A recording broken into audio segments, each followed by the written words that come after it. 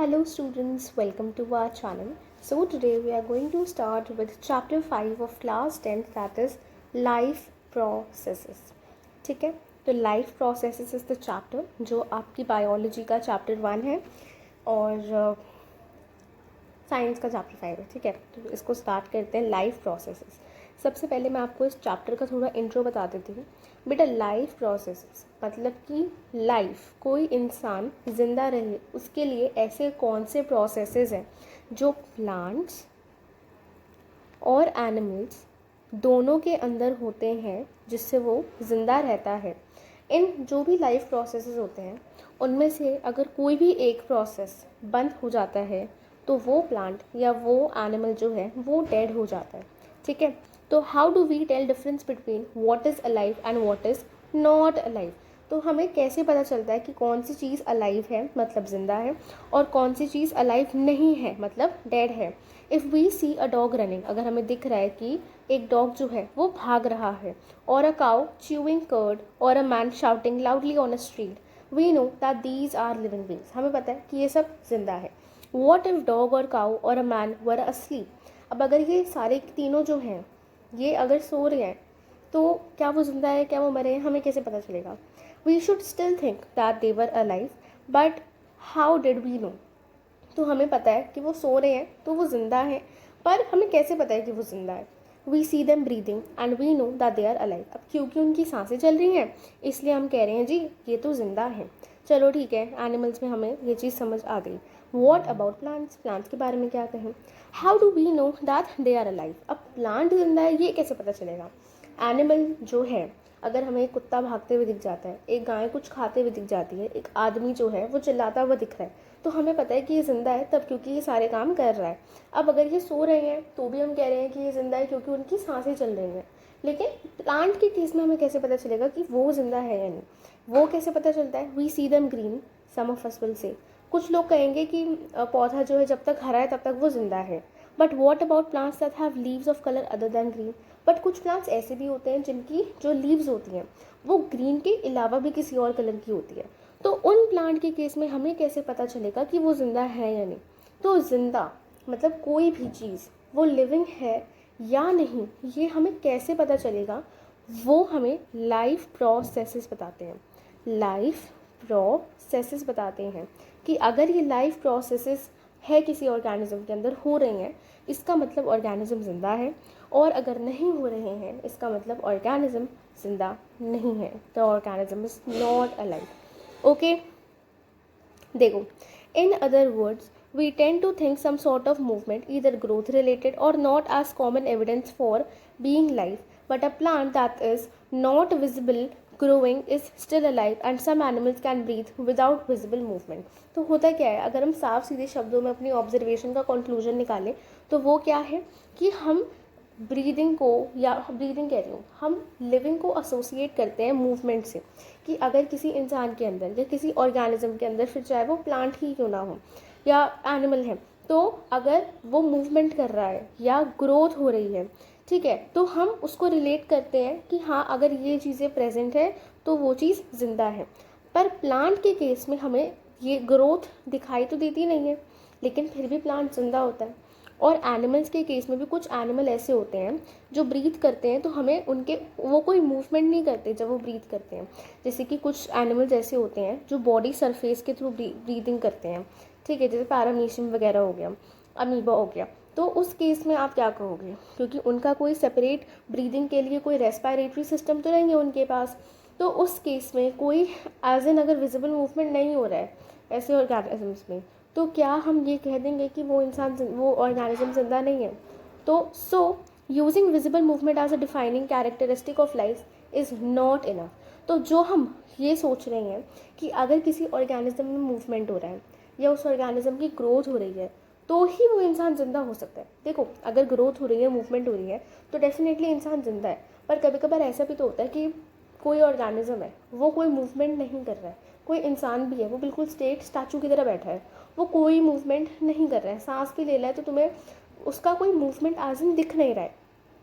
Same animal के लिए, same plant के लिए. अब जैसे ग्रोथ भी है, तो अब कोई इंसान है वो स्टैटिक बैठा हुआ है, स्टैचू होके बस बैठा हुआ है, तो वो एकदम से थोड़ी उसकी हाइट लंबी हो जा रही है या एकदम से थोड़ा ना उसका वेट गेन हो जाता है। तो ये जो विजिबल मूवमेंट है कि जो चीज़ हमें दिख रही है उसको हम कहें कि हाँ अगर मूवमेंट हमें दिख रही है या अगर हमें कोई ऐसा कैरेक्टरिस्टिक दिख रहा है ग्रोथ से रिलेटेड, तो हम बोलें कि ये इंसान जिंदा है, तो ये इनफ नहीं है।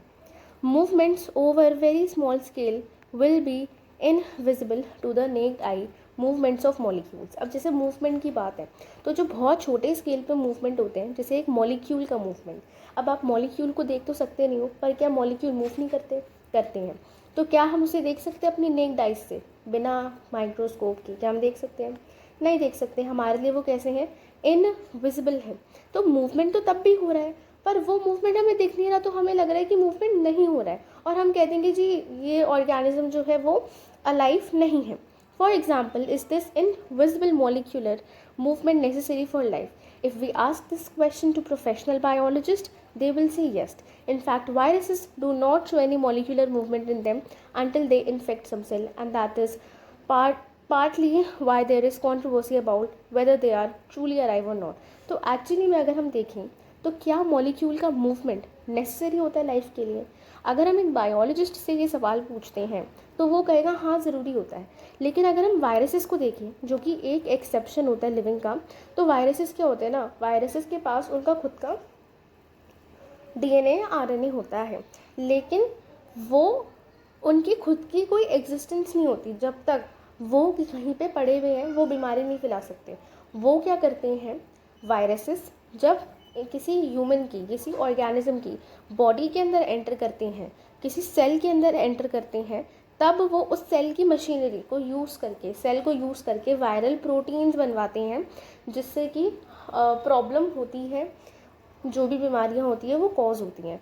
तो यहाँ पे ये एक कंट्रोवर्शियल चीज़ है कि वायरसेस ज़िंदा होते हैं या नहीं होते हैं, क्योंकि अगर इस सरफेस पे कोई वायरस है, ठीक है, तो ये बस पड़ा हुआ है, ये इंसान को कुछ भी नहीं कर सकता, उसका बाल भी बाका नहीं कर सकता।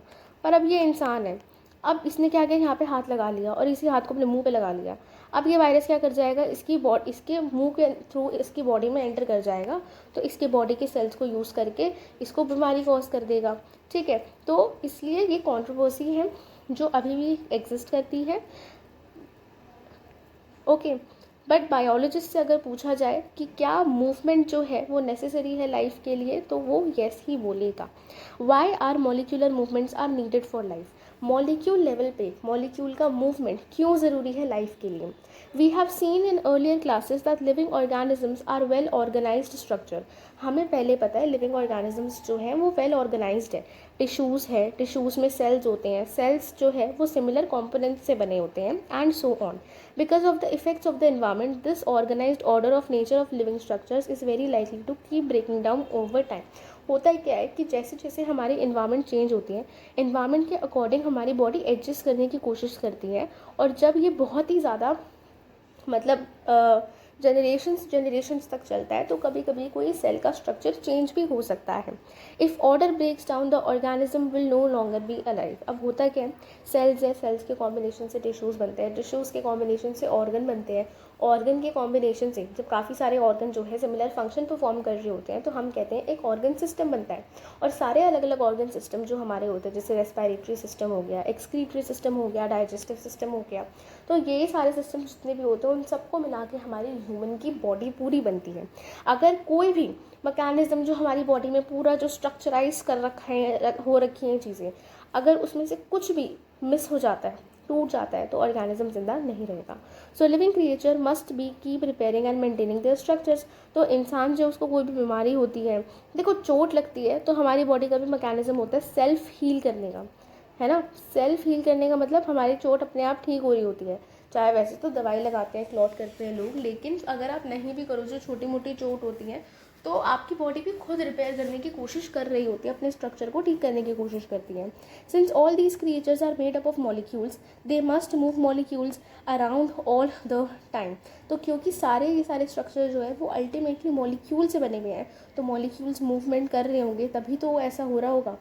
What are the maintenance processes in living organisms, और एक लिविंग ऑर्गेनिज्म को मेंटेन करके रखने के लिए कि वो ठीक ठाक रहे, वो ज़िंदा रहे, कौन से प्रोसेसेस हैं जो होते हैं।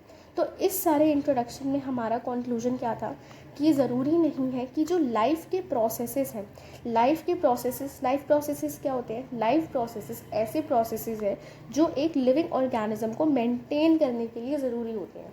मेंटेन करने का मतलब होता है कि ज़िंदा रहने के लिए ज़रूरी होते हैं, और अगर इनमें से कोई भी प्रोसेस नहीं होता तो इंसान मर जाएगा। अगर हम कह रहे हैं कि मूवमेंट हो रही है, ग्रोथ हो रही है, तो हम कहते हैं कि हाँ इंसान ज़िंदा है, पर ये कोई ऐसा क्राइटेरिया नहीं है, क्योंकि कुछ ऐसे भी लोग होते हैं जिनमें ग्रोथ नहीं हो रही है, कोई मूवमेंट नहीं हो रहा, फिर भी वो ज़िंदा होते हैं। जैसे कि कोमा पेशेंट्स हैं, या कोमा पेशेंट्स की जगह अगर हम देखें जो पैरालाइज्ड होते हैं, देखा जाए तो उनका कोई मूवमेंट नहीं है, वो यूजुअली अगर वो पूरे पैरालाइज है, उनकी स्पेसिफिक बॉडी में कोई स्पेसिफिक बॉडी पार्ट जो है वो पैरालाइज्ड है, तो वहाँ पे मूवमेंट नहीं हो रहा, तो हम मूवमेंट नहीं हो रहा तो क्या हम ये बोल देंगे कि वो अलाइव नहीं है? वो अलाइव है, क्योंकि उनके अंदर लाइफ प्रोसेसेस तो सारे ही हो रहे हैं जो एक लिविंग ऑर्गेनिज्म को ज़िंदा कहने के लिए और ज़िंदा रखने के लिए चाहिए होते हैं। ठीक है, अब देखो यहाँ पे बार बार मॉलिक्यूल का जिक्र आया है, तो मैं आपको ये चीज़ भी बता देती हूँ। हमें पता है कि एटम्स होते हैं, एटम्स के कॉम्बिनेशन से हमारे मॉलिक्यूल्स बनते हैं। अब यही जो मॉलिक्यूल्स का कॉम्बिनेशन होता है ना कहीं यहीं से हमारे सेल्स अराइज होते हैं। सेल्स के कॉम्बिनेशन से टिश्यू बनते हैं, टिश्यू के कॉम्बिनेशन से फिर ऑर्गन बनते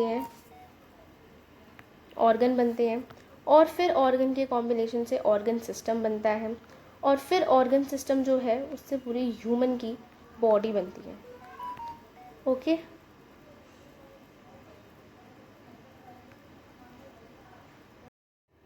what are life processes? The maintenance functions of living organisms must go on even when they are not doing any particular thing. तो मेंटेनेंस मतलब एक लिविंग ऑर्गेनिज्म को जिंदा करने के लिए जो मेंटेनेंस फंक्शंस होते हैं एक लिविंग ऑर्गेनिज्म के अंदर मस्ट गो ऑन, वो चलते रहने चाहिए, even when they are not doing any particular thing, जब इंसान कुछ नहीं भी कर रहा है तब भी ये सारी चीज़ें चलती रहनी चाहिए। Even when they are just sitting in class, जब वो क्लास में हैं, जब वो सो रहे हैं, this maintenance job has to go on. ये जो मेंटेनेंस की जॉब है, इंसान को ज़िंदा रखने का काम है। अगर कोई टिश्यू जो है उसमें कोई प्रॉब्लम आ गई है, टीयर हो गया है, तो उसको रिपेयर करने का काम, ये सारे लाइफ प्रोसेसेस चलते रहने चाहिए। The processes which together perform this maintenance job are called life processes.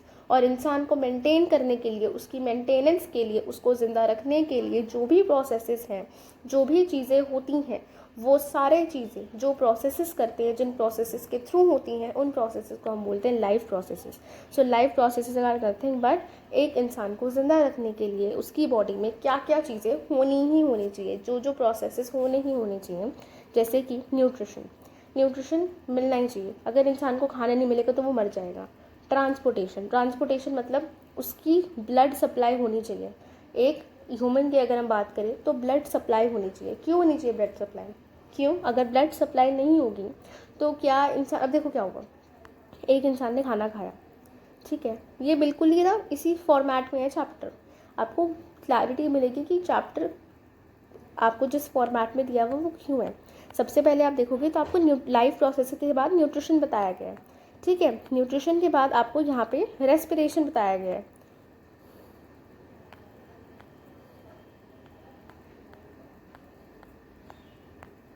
Respiration बताया हुआ है। रेस्पिरेशन के बाद ट्रांसपोर्टेशन बताया है, ट्रांसपोर्टेशन, और ट्रांसपोर्टेशन के बाद सबसे लास्ट में आपको बताया गया है excretion.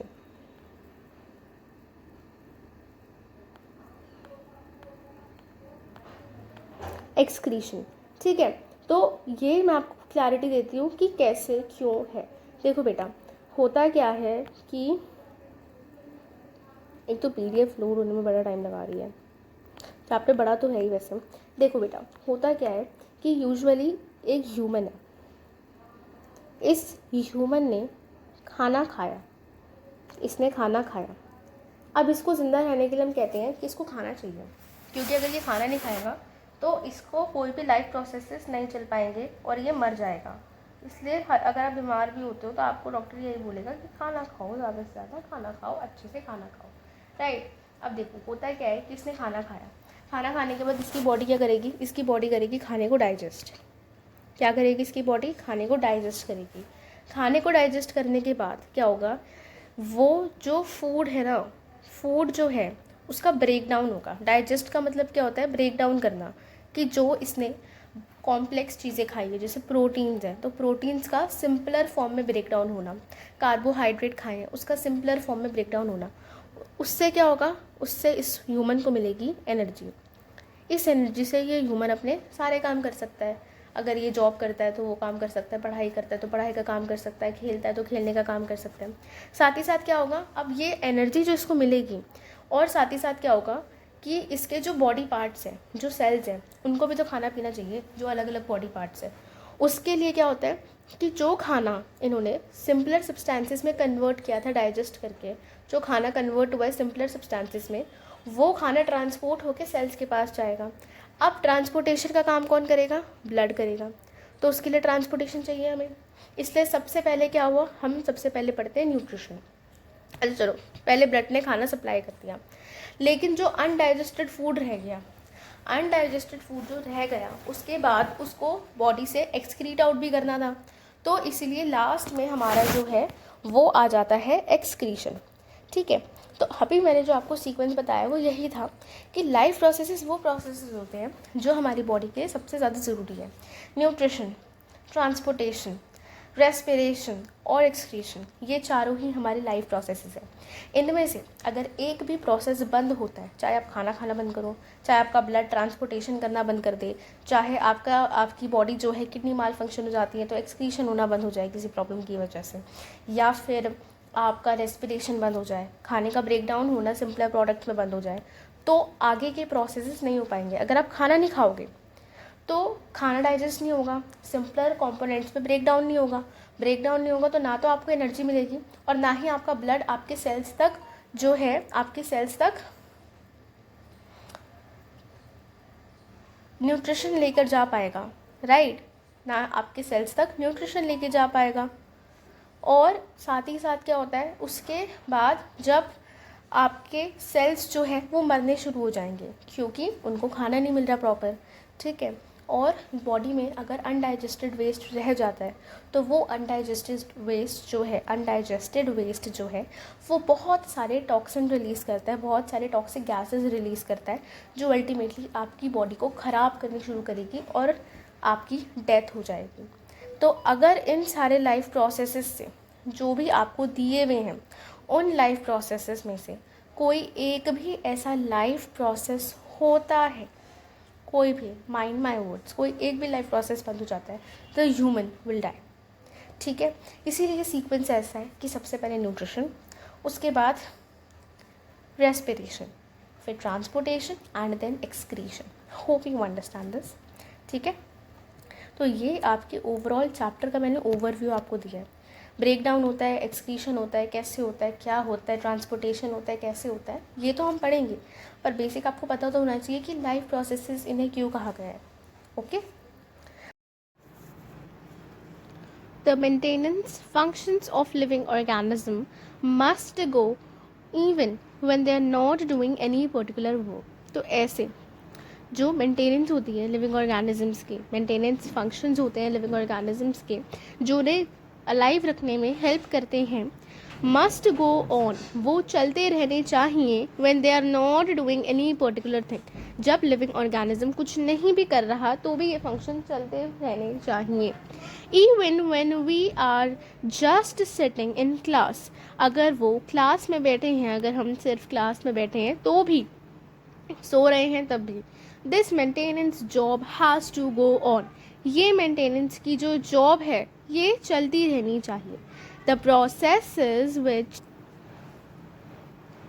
Performs this maintenance job are life processes, ऐसे प्रोसेसेस जो मिलकर एक इंसान की को ज़िंदा रखने के लिए उसकी मेंटेनेंस जॉब परफॉर्म करते हैं, ऐसे नेसेसरी होते हैं, उन प्रोसेसेस को हम कहते हैं लाइफ प्रोसेसेस.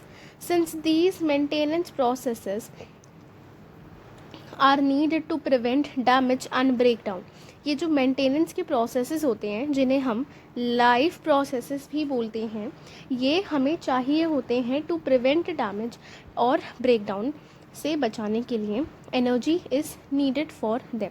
मतलब कि इन प्रोसेसेस को चलाने के लिए हम चाहते हैं कि इनका डैमेज ना हो, इनका ब्रेक डाउन ना हो, और इन्हें इन प्रोसेसेस को चलाने के लिए एनर्जी भी चाहिए होती है. जैसे कि हमने खाना खाया, उसके बाद रेस्पिरेशन है, ठीक है, ट्रांसपोर्टेशन है. ये जो आपके लाइफ प्रोसेसेस हैं, इन लाइफ प्रोसेसेस आपके लिए बहुत नेसेसरी है. तो आप चाहोगे कि इनको आप डैमेज से भी प्रिवेंट करो, इनका ब्रेक डाउन होने से भी इनको प्रिवेंट करो, और इन लाइफ प्रोसेसेस को चलाने के लिए आपको एनर्जी भी चाहिए. ठीक है, एनर्जी भी चाहिए होती है. अब ये एनर्जी कहाँ से आती है? This energy comes from outside the body of the individual organism. हर एक ऑर्गेनिज्म को जो एनर्जी चाहिए होती है वो उसकी बॉडी के बाहर से आती है.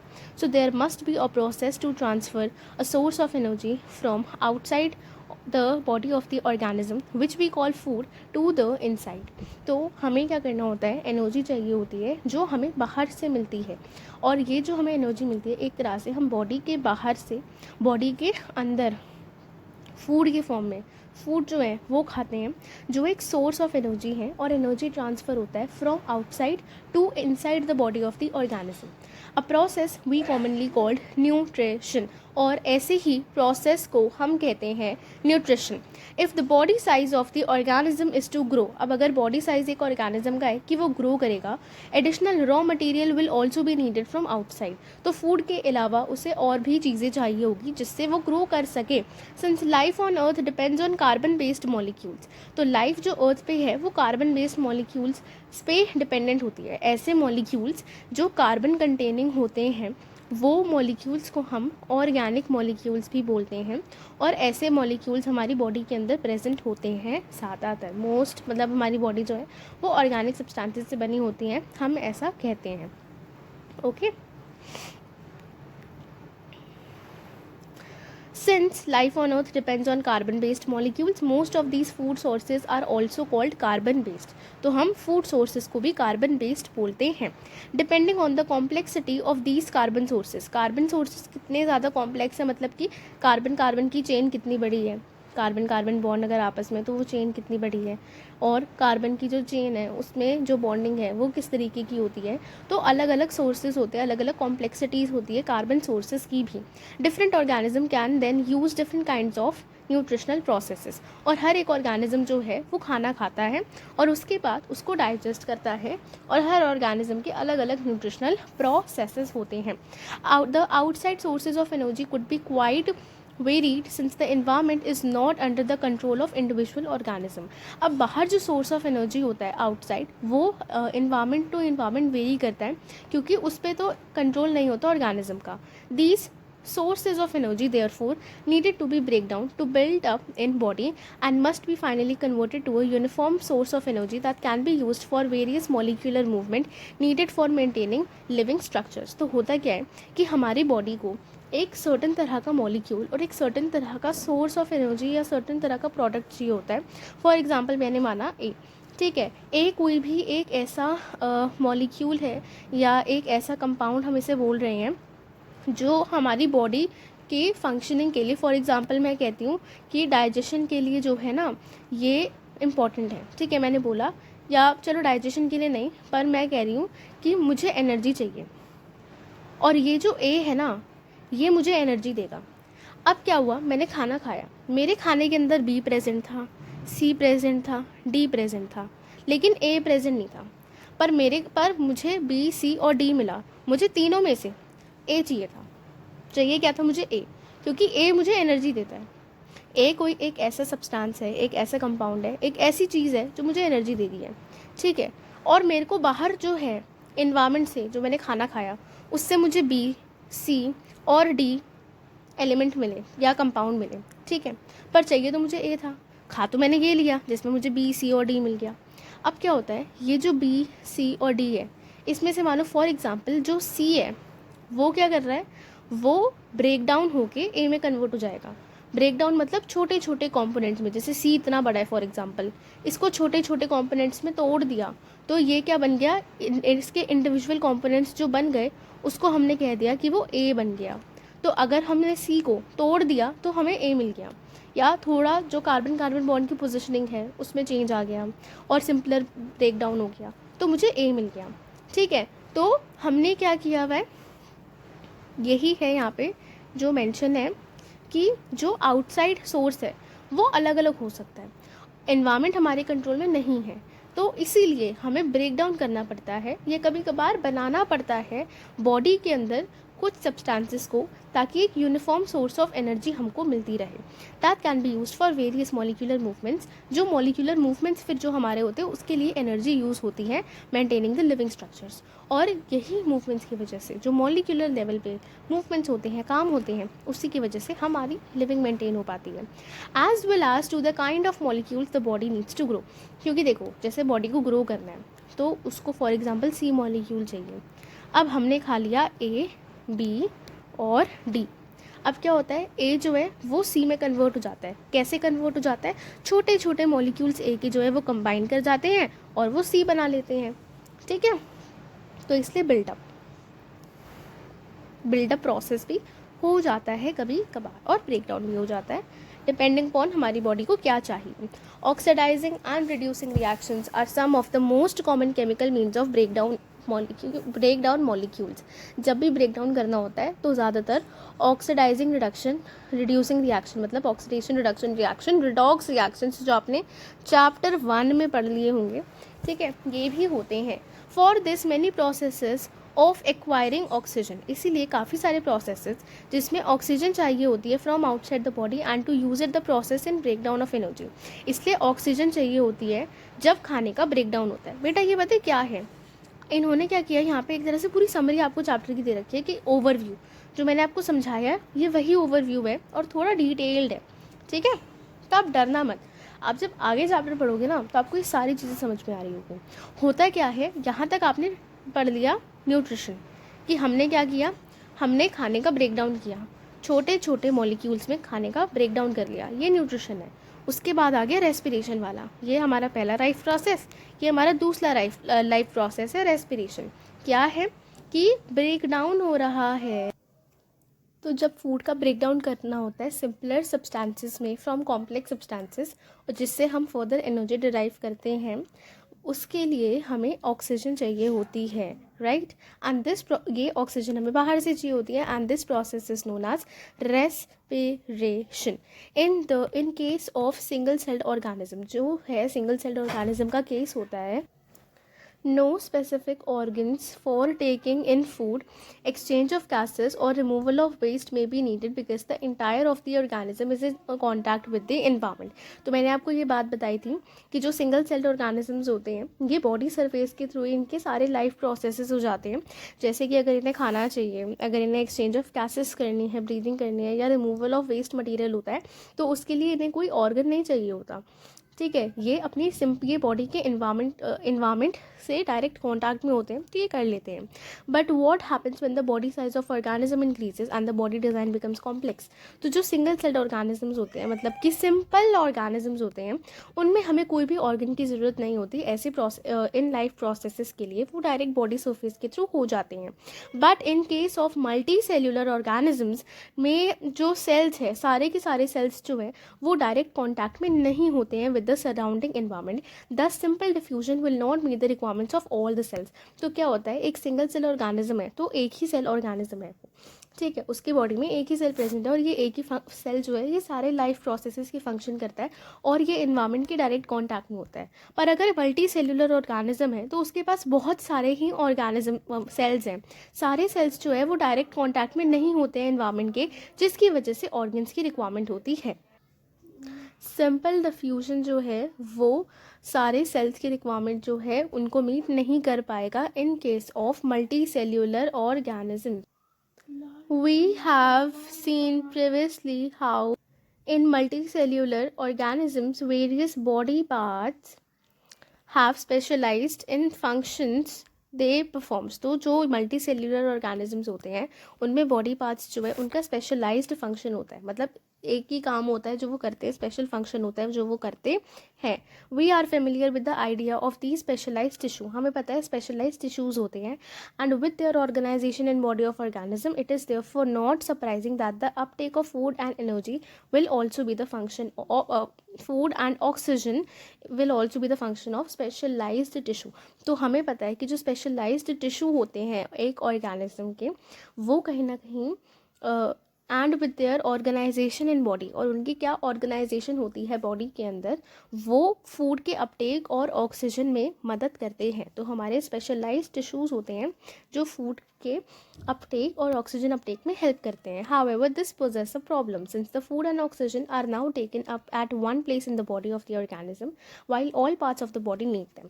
अब होता क्या है, जब फूड आता है तो वो पेट में आता है, ऑक्सीजन आती है तो सबसे पहले वो लंग्स में आती है, एल्वियोलाई में आती है. बट बात ये होती है कि सारे सेल्स जो हैं बॉडी के उनको फूड और ऑक्सीजन दोनों चाहिए होती हैं. This situation creates a need for transportation system. इसीलिए हमें ट्रांसपोर्टेशन सिस्टम की ज़रूरत होती है, और ट्रांसपोर्टेशन हमारा थर्ड लाइफ प्रोसेस होता है न्यूट्रिशन और रेस्पिरेशन के बाद. ठीक है, this creates a need for transportation system for carrying food and oxygen from one place to another in the body.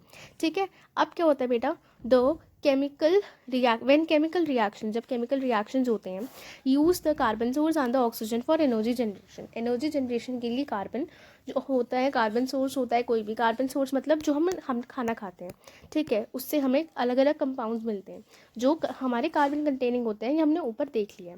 और ऑक्सीजन जो है ये रिएक्ट करते हैं और एनर्जी जनरेशन करवाते हैं थ्रू रिडॉक्स रिएक्शंस. ठीक है, ये भी हमने ऊपर देख लिया था. They create by products. अब ये क्या करते हैं, जब रिएक्शन करते हैं तो कुछ तो ये मेन प्रोडक्ट क्रिएट करते हैं जो हमारी बॉडी यूज़ करती है, कुछ ये एक्स्ट्रा प्रोडक्ट्स भी क्रिएट कर देती है जिनको हम बाई प्रोडक्ट भी बोलते हैं, जो हमारे मेन प्रोडक्ट के अलावा भी होते हैं. बाई प्रोडक्ट्स क्या होते हैं, जैसे फॉर एग्जाम्पल ए और बी का रिएक्शन हुआ, ए और बी के रिएक्शन से बना सी और डी, सी डी और ई. अब जो सी और डी है ये ज़्यादा क्वांटिटी में है, ई जो है वो कम क्वांटिटी में है, तो ई को हम बोलेंगे कि ई हमारा बाई प्रोडक्ट है, सी और डी हमारे मेन प्रोडक्ट हैं जो ए और बी के रिएक्शन से बने थे. तो क्या होता है, जो बाई प्रोडक्ट्स बनते हैं ये कभी कभार यूजलेस होते हैं, पर यूजलेस के साथ साथ ये हार्मफुल भी होते हैं. That are not only useless for the cell of the body but could even be harmful. जो सेल के लिए तो यूजलेस होते हैं, साथ ही साथ हार्मफुल भी होते हैं. दीज वेस्ट बाई प्रोडक्ट्स, ये जो वेस्ट बाई प्रोडक्ट्स है, क्योंकि ये यूजलेस है और हार्मफुल है तो इनको हम वेस्ट बोलते हैं. ये जो वेस्ट बाई प्रोडक्ट है are therefore needed to be remove from the body and discarded outside by a process called excretion. तो ये जो बाई प्रोडक्ट्स होते हैं इनको हमें निकालना ज़रूरी होता है अपनी बॉडी से, डिस्कार्ड करने की ज़रूरत होती है, रिमूव करने की ज़रूरत होती है, और जिस प्रोसेस के थ्रू मैंने रिमूव करते हैं उसको हम कहते हैं excretion. Again if the basic rules of body design in multi cellular organisms are followed, तो अगर हम बेसिक रूल को फॉलो करते हैं जो मल्टी सेल्यूलर ऑर्गेनिज्म को डिज़ाइन करने में यूज़ होता है, एक specialised tissue for excretion will be develop. क्योंकि टिश्यू जो है, स्पेशलाइज्ड टिश्यूज़ जो है वो हमारे ये काम करते हैं, तो एक स्पेशलाइज्ड टिश्यू होगा जो एक्सक्रीशन के लिए बना होगा. Which means that the transportation system will need to transport waste away from the cells to this excretory tissue. तो होता है क्या है, जो ट्रांसपोर्टेशन सिस्टम है, अब क्या हुआ, सेल था, सबसे पहले न्यूट्रिशन हुआ. ठीक है, let's consider the various life processes so essential to maintain life one by one. तो अब हम सारे लाइफ प्रोसेसेस इंडिविजुअली पढ़ने वाले हैं, बट उससे पहले आप एक चीज़ समझो बेटा कि हमने क्या देखा, सबसे पहले न्यूट्रिशन था. न्यूट्रिशन कैसे आया, न्यूट्रिशन और ये सारे लाइफ प्रोसेसेस ना एक तरह से एक दूसरे पे इंटर डिपेंडेंट है. जैसे कि फूड आया, ठीक है, अब फूड खाया तो न्यूट्रिशन मिला, न्यूट्रिशन के बाद हुआ डाइजेशन. डाइजेशन जो है ये भी न्यूट्रिशन का पार्ट ही होता है. डाइजेशन जो है वो हमारा न्यूट्रिशन का ही पार्ट होता है. तो जो कॉम्प्लेक्स सब्सटेंसेस थे वो सिंपलर सब्सटेंसेस में कन्वर्ट होते हैं, और ये जो सिंपलर सब्सटेंसेस होते हैं ना ये ट्रांसपोर्ट होते हैं और हमारे बॉडी के जो सेल्स होते हैं, सारे सेल्स होते हैं उनके पास जाते हैं। अब क्या होता है, ये सारे सेल्स जो हैं ये रेस्पिरेशन करते हैं और उस सिंपलर सब्सटेंस को, जिसे फूड भी हम कह सकते हैं, उसको यूज़ करके एनर्जी रिलीज़ करते हैं। तो क्या हुआ, रेस्पिरेशन हुआ। और ये रेस्पिरेशन किसने किया, ये रेस्पिरेशन किया हमारे सेल्स ने। बॉडी के सारे सेल्स जो है वो रेस्पिरेशन परफॉर्म करते हैं। अब रेस्पिरेशन हो गया, एनर्जी आपकी बन गई। अब एनर्जी बनने के बाद क्या होता है, रिएक्शंस हुए जिसकी वजह से रेस्पिरेशन हुआ। रेस्पिरेशन का मतलब क्या होता है, ब्रेक डाउन करना। जो भी आपको सिंपलर, जो भी आपको कॉम्प्लेक्स सब्सटेंसेस मिले, मतलब जो भी आपको सब्सटेंस मिला उसका फर्दर और ब्रेक डाउन करते हो आप, और आप क्या बनाते हो, आपको एनर्जी मिलती है और उस एनर्जी को आप यूज़ करते हो। अब होता क्या है कि अब कुछ वेस्ट प्रोडक्ट्स होते हैं वो भी जनरेट हो जाते हैं। ये वेस्ट प्रोडक्ट्स जो जनरेट हुए हैं सेल्स के पास से, इनको फिर से ट्रांसपोर्ट किया जाता है, और जो एक्सक्रीटरी टिश्यू होता है, जो स्पेशलाइज्ड एक्सक्रीटरी टिश्यू है, जो एक्सक्रीशन का काम करता है, उसके पास भेज दिया जाता है। जब उसके पास भेज दिया जाता है तो उसके बाद बंद कर से